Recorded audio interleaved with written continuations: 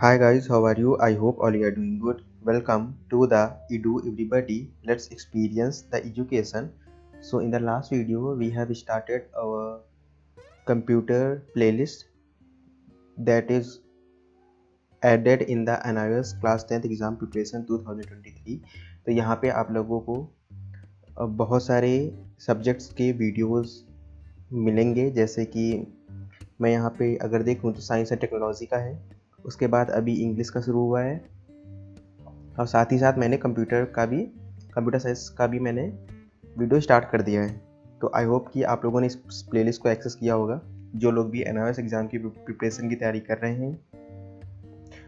और आप ये प्लेलिस्ट अपने दोस्तों के साथ, अपनी फैमिली के साथ और अपने उन भाइयों के साथ शेयर कर सकते हैं जिन्हें एनआईएस एग्ज़ाम की प्रिपरेशन की ज़रूरत है। इसके अलावा भी बहुत सारी प्लेलिस्ट हमारे चैनल पर अवेलेबल हैं, आप जाके देख सकते हो ताकि आप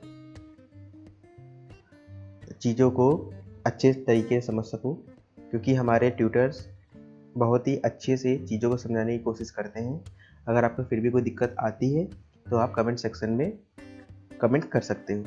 तो चलिए बढ़ते हैं अपने नेक्स्ट वीडियो की तरफ, जो है कंप्यूटर साइंस का। तो पहली बार हम लोग डिस्कस करते हैं कि हम लोग क्या क्या करने वाले हैं। तो मैं आपको पेपर दिखा देता हूँ पिछले ईयर्स के। मेरे पास 3 पेपर्स हैं, तो मैं 3 ईयर्स के आप लोगों को पेपर दिखा देता हूँ।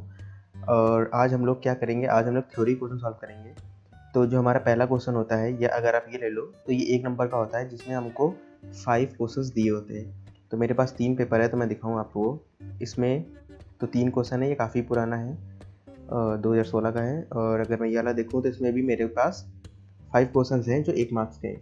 तो मैं आज इन्हीं 5 क्वेश्चंस को सॉल्व करूँगा, लेकिन हर पेपर के सारे पार्ट्स को नहीं सॉल्व करूँगा फर्स्ट क्वेश्चन के। मैं केवल वही पार्ट्स उठाऊँगा फर्स्ट क्वेश्चन के जो तीनों में कॉमन होगा। आई होप कि ये आप लोगों को क्लियर हो गया होगा। तो अब क्वेश्चन आता है कि चलो कॉमन चीज़ों को डिस्कस करेंगे, कॉमन पार्ट्स को डिस्कस करेंगे, लेकिन उसकी थ्योरी कहाँ से आएगी, थ्योरी में क्या लिखेंगे। तो उसके लिए मैं आपको एक simple solution and best solution देता हूँ। अभी रिसेंटली चैट जीपीटी नाम का एआई टूल इंट्रोड्यूस किया गया है। बहुत लोगों ने इसको सुना होगा, बहुत लोगों ने इसको नहीं भी सुना होगा। अगर आप लोगों ने नहीं सुना है तो मैं आपको बता देता हूँ ये होता क्या है। चैट जीपीटी एक एआई टूल है। जैसे हम लोग के पास गूगल होता है, क्रोम है, फायरफॉक्स है, मोजिला है, वैसे ये भी है। तो होता क्या है, जब हम गूगल पे डालते व्हाट इज़ C++, तो बहुत सारी वेबसाइट्स आ जाएंगी और मैं उस पर जाके चीज़ों को पढ़ सकता हूँ। लेकिन अगर आप यहाँ पे डालोगे व्हाट इज़ C++, तो ये आपको वेबसाइट नहीं देगा, ये आप लोगों को डायरेक्ट आंसर देगा। इसका मतलब क्या है कि आप यहाँ पे कोई भी क्वेश्चन पुट करोगे, उसका आपको एक सोल्यूशन मिलेगा जो बिल्कुल यूनिक होगा। और ये जो लिखा गया है ये कहीं से कॉपी नहीं किया गया है, इसे इस प्लेटफॉर्म को ट्रेन किया गया है ताकि ये खुद से सोच सके और खुद से अपने पास से आंसर्स को बना सके। तो इसने ये आंसर फॉर्म किया है। आप इसको देखोगे तो आपको ऐसा सोल्यूशन कहीं नहीं मिलेगा, ऐसा लैंग्वेज कहीं नहीं मिलेगा, कहीं पर भी इसकी अवेलेबिलिटी नहीं है। ये खुद से सोचता है, जो उसके पास डाटा मिला हुआ है पहले इसको। मान लीजिए मेरे को कोई काम करना है, मान लीजिए मेरे को कोई चीज़ बनानी है, तो मेरे को जो पास एक्सपीरियंस हैं, मैं उनके बेसिस पे कुछ नया ट्रांसफॉर्मेशन, कुछ नई चीज़ बनाऊंगा। तो यहाँ पर भी सेम चीज़ ये करता है। ये करता क्या है कि इसके पास कुछ डाटा इसको ऑलरेडी दिया गया था कि देखो ये डाटा है, तो उसने सबका एक्सपीरियंस लिया हुआ है। तो अगर अभी मैं कुछ डालता हूँ तो इसकी मेमोरी में ऑलरेडी चीज़ें फिट हैं, तो वो उनको पढ़ता है, उनको देखता है, फिर उनको कंबाइन करके एक नया सोल्यूशन उनको देता है। तो आप क्या कर सकते हो, आप यहाँ पे जाके अगर आप इसको कॉपी करो और पेस्ट करो तो ये आप लोगों को सारे सोल्यूशन देगा। और साथ में अगर आप इसको भी मेंशन कर दोगे 1 × 5 = 5, ये समझ जाएगा कि क्वेश्चन 1 मार्क्स का है, तो आपको उसी लेंथ के अकॉर्डिंग आपको सोल्यूशन प्रोवाइड करेगा। और आप लिख दोगे कि मेरे को बहुत ही ईजी लैंग्वेज में चाहिए, आप इसके नीचे लिख दो give me the solution in a very easy language. तो ये आप लोगों को और भी सोल्यूशन सिंप्लीफाइड वर्जन दे देगा। और जितनी बार आप यहाँ पे क्वेश्चन टाइप करोगे, उतनी बार ये अलग अलग तरीके से आपको आंसर देगा। ऐसा नहीं है कि जो उसने एक बार आंसर दिया वो हर बार डिट्टो सेम देगा, नहीं, ये हर बार आपको अलग अलग देगा। अगर वो एक स्पेसिफिक वन है, मतलब मैं अगर बोलूँ कि व्हाट इज रसगुल्ला, तो रसगुल्ला का कलर ब्लैक होता है, ओके, तो ये तो सेम रहने वाला है। लेकिन वो बनता कैसे है, ये भी सेम रहने वाला है। लेकिन उसके लिए हम कौन कौन से मेथड अप्लाई कर सकते हैं, उनके लिए क्या क्या इंग्रेडिएंट हम लोग यूज़ कर सकते हैं, ये सेम हो सकता है, लेकिन इनका वे ऑफ मेकिंग डिफरेंट हो सकती है। कि कुछ लोग चीनी पहले लेते हैं, कुछ लोग चीनी बाद में लेते हैं। तो ये सारी चीज़ें हैं, मतलब आप इतना समझ जाओ कि ये खुद से बनाता है। तो अगर मैं देखता हूँ तो मैं सिंपल से यहाँ से कॉपी करूँगा जो मेरे कॉमन क्वेश्चंस हैं, और मैं यहाँ पे जाके पेस्ट करूँगा। उसके बाद जो भी ये आंसर देगा मैं आप लोगों को उस आंसर को समझाऊंगा, ताकि आप इस चीज़ पे डिपेंड बिल्कुल ना रहो कि आप लोगों को मैं पीडीएफ दूँ, आप उस पर क्लिक करो, फिर आप जाओ, फिर उसको पढ़ो। नहीं, मैंने आपको एक प्लेटफॉर्म दे दिया है। ये मान ली मैंने इसको रिड्यूस करा दिया है कि आप इसको जान जाओ। आपको कोई भी सोल्यूशन की ज़रूरत पड़े, आपको कहीं नहीं मिल रहा है, यहाँ पे आप आओ, यहाँ पे डालो, वो आपको सोल्यूशन देगा। और आप कुछ और लाइन ऐड करना चाहते हो कि भैया मेरे को ये प्रॉपर लाइन नहीं समझ में आ रही है, आप उस लाइन को यहाँ पे लिख दो, वो उस लाइन को भी एक्सप्लेन कर देगा। तो आप मेरे ऊपर डिपेंड बिल्कुल मत रहो, मैं बस यहाँ पे आप लोगों को चीज़ें समझाऊंगा, लेकिन आपको खुद सोल्यूशन फाइंड करना होगा। और आप इस प्लेटफॉर्म पे आके, इसका नाम है चैट जीपीटी। तो आप अगर मैं इसके लिंक मैं डिस्क्रिप्शन में दे दूंगा, ताकि आप जाके आराम से इसको ओपन करके कर सको, मतलब अपने सोल्यूशन फाइंड कर सको। तो पहले देखते हैं कि कॉमन क्वेश्चन कौन कौन से हैं। तो मैं अगर उठाऊँ यहाँ पे, तो कॉमन क्वेश्चन है रजिस्टर, 3GL लैंग्वेज, सॉफ्टवेयर तो यहाँ पे नहीं है। तो ये 2 क्वेश्चन हमारे कॉमन है, 2 क्वेश्चन मेरे यहाँ पे कॉमन है। तो मैं क्या करूँगा, तो मैं सबसे पहले मैं इसको ही कॉपी कर लूँगा, क्योंकि ये स्मॉल क्वेश्चन है।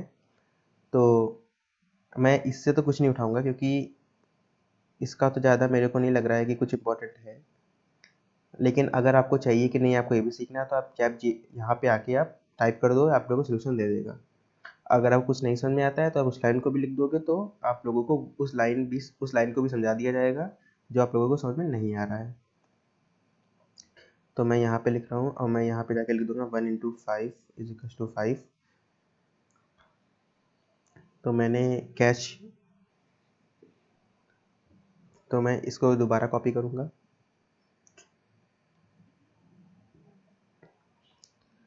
और मैं यहाँ पे जाके ये लिख दूंगा, ताकि मेरे को ए का भी सोल्यूशन मिल जाए। तो देखो, इसने लिखा कैच के बारे में लिख रहा है, ये खुद से लिख रहा है, ये कहीं से कॉपी नहीं कर रहा है। इसने टास्क बार के बारे में लिखा, देन सॉफ्टवेयर के बारे में लिखेगा, देन रजिस्टर्स के बारे में, देन 3GL लैंग्वेज के बारे में। तो चलिए पहले पढ़ लेते हैं कि ये होता क्या है। कैच मेमोरी क्या है।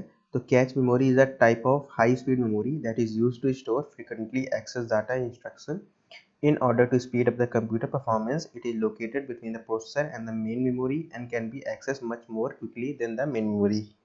तो कैश मेमोरी होता क्या है। कैश मेमोरी एक बहुत ही हाई स्पीड मेमोरी होती है, मतलब मेमोरी होती है लेकिन उसकी स्पीड बहुत हाई होती है। ये पहला पॉइंट।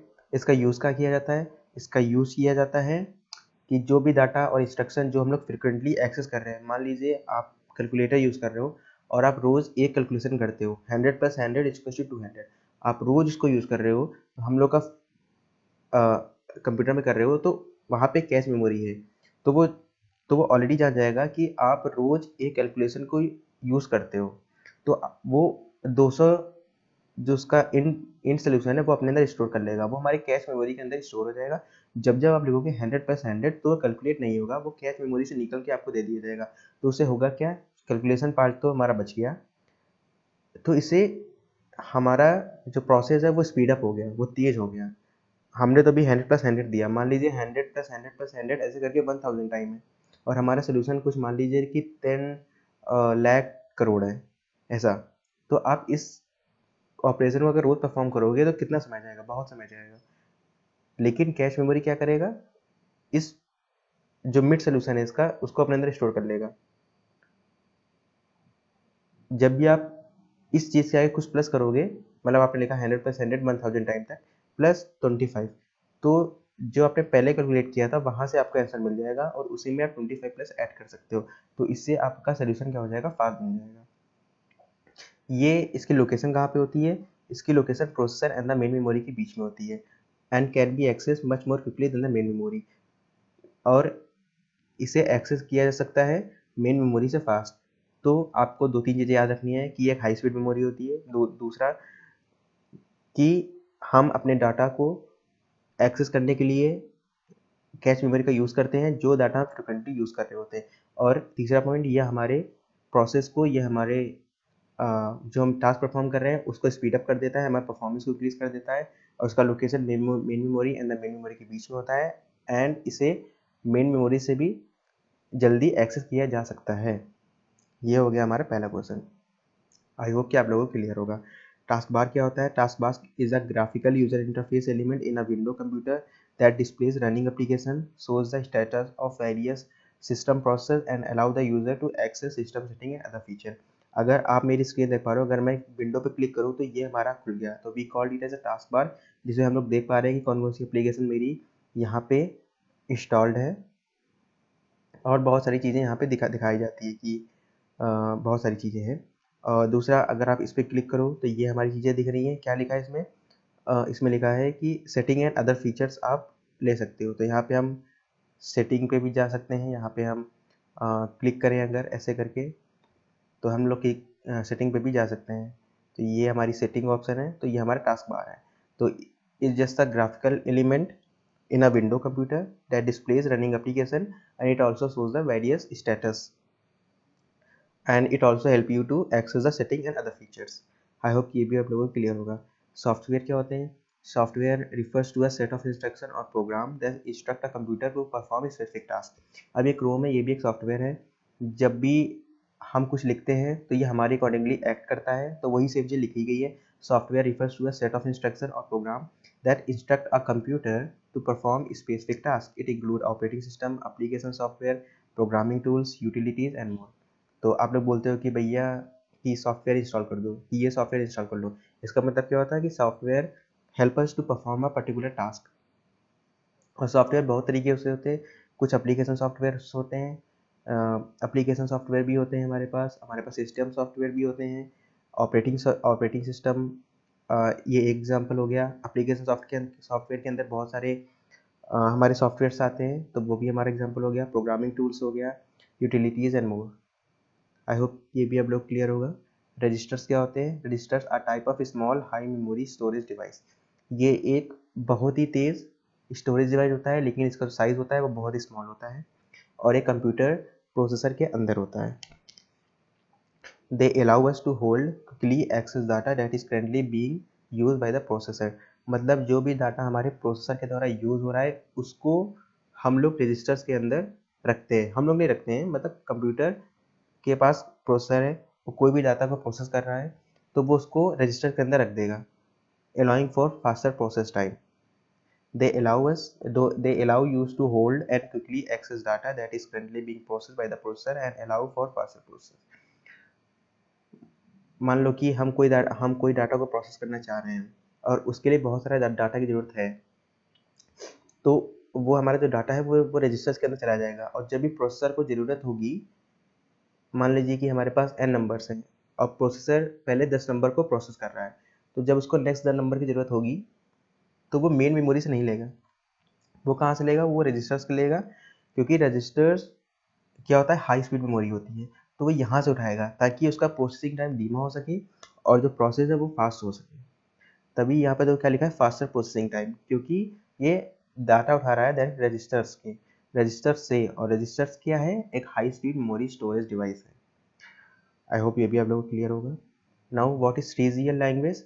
3GL मतलब क्या होता है? Third generation programming language. ये एक हाई लेवल प्रोग्रामिंग लैंग्वेज होती है that use a structured programming approach। Some examples are C++, Java and Python। तो आप लोगों को केवल इतना याद रखना है, 3GL, the full form of 3GL is third generation programming language, and it is a high level language। Why we are calling it as a high level language?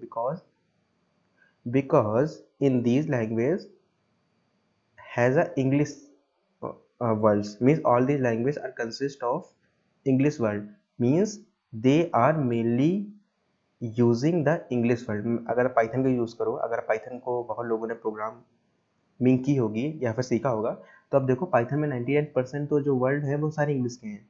तो हाई लेवल लैंग्वेज होती है। High level का मतलब क्या है कि जो computer language English शब्दों का यूज़ करती है, दो language who make use of the English words we call them as a high level language. ये भी आप लोगों को क्लियर होगा।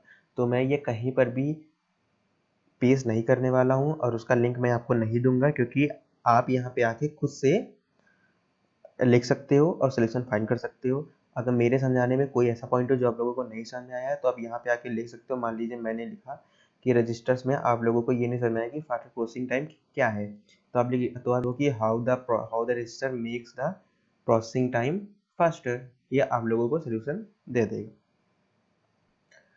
तो हम लोग नेक्स्ट पेपर की तरफ बढ़ते हैं। तो हम अब इस चीज़ को कॉपी 4GL हो गया, रजिस्टर्स हो गया, तो ऑपरेटिंग सिस्टम बचा हुआ है, कंट्रोल यूनिट बचा हुआ है एंड ऑपरेटिंग सिस्टम भी बचा हुआ है। तो हम यहाँ पे सेम चीज़ को कॉपी करेंगे और हम यहाँ पे लिख देंगे 1 इंटू 3 ताकि ये हमें 1 मार्क्स के अकॉर्डिंग का सल्यूशन दे। ओके, तो कंट्रोल यूनिट क्या होती है? Control unit is a component of computer central processing unit, मतलब सीपीयू का एक कंपोनेंट होती है जो मैनेज करता है हमारे इंस्ट्रक्शन को। आपने लिखा 2 + 2 4, तो कंट्रोल यूनिट क्या होगी? एक कंपोनेंट है जो हमारे इंस्ट्रक्शन को 2 + 2 को एक्सिक्यूट करेगी। It controls the flow of data between the CPU and other components of the computer. ये हमारा जो डाटा है, जो डाटा का फ्लो है, हम लेगा 2 + 2 4, तो इस 2 + 2 4 ये जो डाटा है ये कंप्यूटर के अदर कंपोनेंट्स एंड सीपीयू के बीच का जो फ्लो है, जो डाटा फ्लो है, वो कौन मैनेज करेगा? वो कौन कंट्रोल करेगा? कंट्रोल यूनिट कंट्रोल करेगा। And it is responsible for fetching instruction from the memory and interpreting them, और ये हेल्प करता है मेमोरी से डाटा को फेच करने में। आई होप कि समझ में आ गया होगा। Control unit is a component of computer central processing unit, or it manages the execution and instruction and it also controls the flow of data between the CPU and the other component of the program, और ये responsible होता है for fetching the instruction from the memory and interpreting them। तो start button क्या होता है? Start button is a graphical user interface element in the Microsoft Windows operating system. It is usually to locate in the lower corner of the screen and it is used to access various features of the operating system including the start menu, taskbar and the search bar। अगर आप यहाँ पे डालो कि start button इन Windows, तो इसने क्या बोला है? Microsoft Windows operating system. तो आप यहाँ पे जाओ और यहाँ पे आप लिखो स्टार्ट बटन इन विंडोज़ और इमेज पे जाओ, तो आप लोगों को यहाँ पे इमेज दिखाई देगी। किस चीज़ की इमेज? ये देखो, ये लिखा है start button.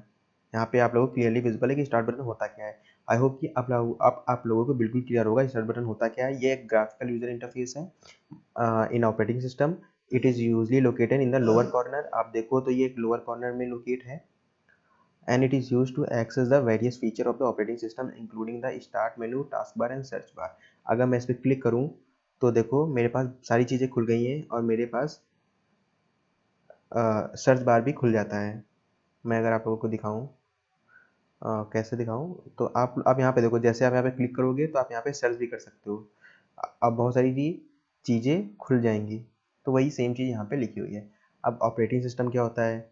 And operating system is a type of software. ये एक सॉफ्टवेयर ही होता है जो हमारे कंप्यूटर हार्डवेयर, मतलब डिस्क हो गया और जितने भी हार्डवेयर डिवाइसेस हैं और जो सॉफ्टवेयर रिसोर्सेज हैं उनको मैनेज करता है। It provides a platform for other software. जो हमारे बाकी सॉफ्टवेयर है, मान लीजिए मैं बोलता हूँ कि गूगल मीट पे चलो मीटिंग रखते हैं, और मैंने गूगल मीट अपने पे लैपटॉप पे डाउनलोड किया हुआ है, तो उन सॉफ्टवेयर को एक प्लेटफॉर्म मिलता है जिस पे वो रन हो सके। हमारे सारे सॉफ्टवेयर किस पे रन होते हैं? विंडोज़ पे रन होते हैं, और विंडोज़ क्या है? एक ऑपरेटिंग सिस्टम है, और वो क्या है? एक सॉफ्टवेयर है। And perform task such as managing memory, controlling input and output, providing user interfaces. Some example of operating system: Windows, Mac OS और लाइनक्स। तो ये हमारे मेमोरी मैनेजमेंट करता है, इनपुट आउटपुट को कंट्रोल करता है, यूजर इंटरफेस हमको प्रोवाइड करता है। कुछ एग्जांपल ऑपरेटिंग सिस्टम के क्या क्या है? विंडोज़ है, मैक ओएस है, लाइनक्स है, यूबंटू है। तो I hope that is also clear. So आप लोग इतना याद रखना है, operating system is just a software that manages the hardware and the software, and it also provides a soft platform for other software to run and perform tasks such as managing memory, controlling input and output, and providing a user interface. Such examples of operating system are Windows, macOS, and Linux. I hope that is also clear. Control unit भी बहुत clear हो गई होगी। Start button मैंने आपको image दिखा दी, और operating system तो आपको पता है कि ये एक सॉफ्टवेयर होता है और हमारे अदर सॉफ्टवेयर को एक प्लेटफॉर्म देकर देता है ताकि वो रन हो पाए, और ये हमारे कंप्यूटर के जो हार्डवेयर्स होते हैं और सॉफ्टवेयर होते हैं उनको मैनेज करता है। और एग्जाम्पल्स क्या हो गए, विंडोज़ हो गया, लाइनक्स हो गया, यूवेंटू हो गया। So I hope guys that is clear.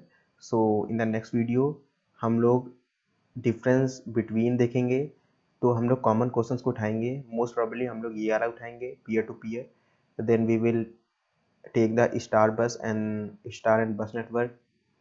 Then here हम लोग यहाँ पर भी स्टार एंड बस सेम है यहाँ पे, और हाफ डुप्लेक्स फुल डुप्लेक्स भी देख लेंगे। तो हम लोग 3-4 क्वेश्चन को देखेंगे, और वो भी हम लोग कहाँ सर्च करेंगे, चैट जीपीटी पे ही आके सर्च करेंगे। I hope guide that is also clear. I will meet in the next video with the next video, and please like, subscribe and comment, क्योंकि सारे लोग देखते हैं लेकिन उनमें से केवल 1% लोग सब्सक्राइब करता है, बाकी कोई नहीं करता। तो प्लीज़ सब्सक्राइब करो ताकि हमें मोटिवेशन मिले और हम आगे चीज़ आप लोगों के लिए लाते रहें। आई होप कि आप लोग इतना तो करोगे ही। तो bye bye guys, I will meet in the next video with the next video. Till then bye bye.